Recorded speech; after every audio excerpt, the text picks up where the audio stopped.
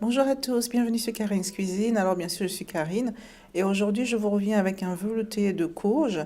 Alors sans plus tarder, les ingrédients comme ceci. Donc vous avez des carottes, des poireaux et ça c'est une courge poivrée. Elle ressemble à ceci.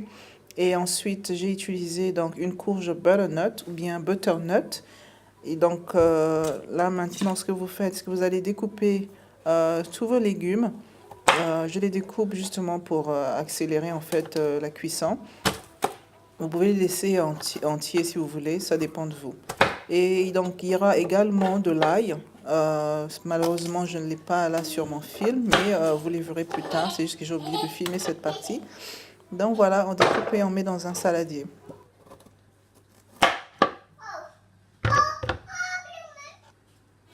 Donc là, on est en octobre, il commence à faire froid, donc c'est le bon moment de se faire des potages, des soupes ou un velouté comme ceci, surtout avec des légumes qu'on ne trouve pas souvent au courant de l'année. Alors, pour découper vos courges, faites très attention parce que elles sont, la peau est en fait assez dure. Et donc, vous aurez besoin d'un bon couteau tranchant, mais surtout ne vous coupez pas. Si vous ne pouvez pas le faire, demandez de l'aide. Mais sinon, voilà. Donc, vous coupez comme ceci. Et ensuite, on vide donc, les courges. Vous retirez bien sûr toutes les graines, les pépites. Et si vous voulez, vous pouvez toujours garder les pépites. Mais là, moi, je les enlève. Et là maintenant, pour le butternut, c'était un peu plus dur, donc on va sortir l'arme lourde, un gros couteau de boucherie pour l'ouvrir. Voilà.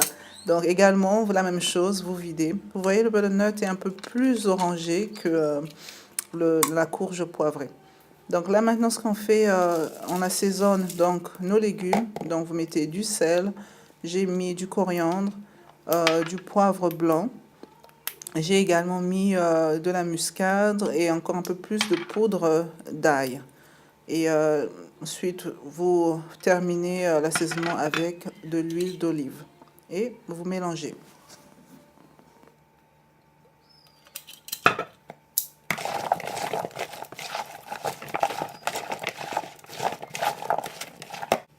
Alors là, je fais la même chose pour les courges. Donc sel, poivre, muscade, poudre d'ail, coriandre et de l'huile d'olive. Et donc ensuite, je mettrai mon plat au four. Donc c'est raison, j'ai décidé de mettre en fait au four et de ne pas faire bouillir pour justement ramollir ces courges parce que vous avez vu comment c'est dur. Donc je vais pas m'amuser à couper ça en dés. Ça va me prendre trop de temps. Et en plus, je préfère quand c'est rôti au four, ça sort un autre goût en fait. Il y a plus de goût, je trouve, que de faire bouillir. Donc voilà, vous mettez au four pendant 1 heure. Bien sûr, entre-temps, vous vérifiez. Si c'est assez mou, vous le sortez, bien sûr. Et voilà, avec la magie de YouTube, c'est prêt. Donc là, maintenant, ce que je vais faire, c'est que je vais mettre tous mes légumes dans un mixeur ou blender. Et voilà, vous voyez, il y a même du jus au milieu là qui s'est formé. Donc ça, je peux vous dire que c'est très bon. Beaucoup de goût, beaucoup de goût. Voilà, donc là, je mets tout dans le mixeur comme j'ai dit. Voilà, alors vous voyez l'ail, comment l'ail est ramolli également. Donc si vous aimez beaucoup l'ail, ça c'est une autre manière pour faire du beurre d'ail. Vous pouvez manger avec du pain, c'est très bon également. Voilà, donc j'utilise en fait une cuillère à glace pour retirer toute la farce de mes courges plus rapide. Vous voyez, c'est assez mou.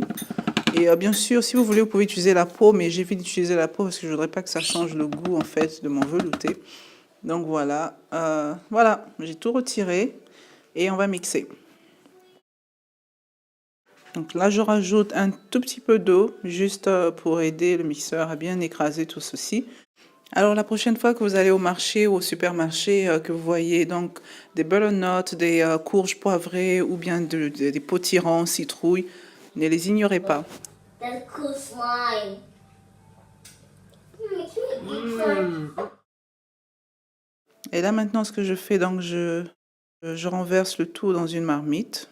Je mets, ça c'est de la crème liquide en fait que je suis en train de mettre pour bien mélanger. Entre-temps, bien sûr, si vous trouvez que c'est trop épais, vous rajoutez un peu d'eau. Et voilà, c'est prêt. Là maintenant, je sers.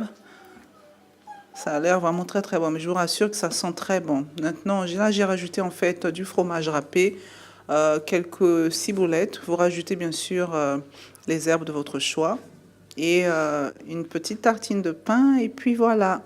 Bon appétit!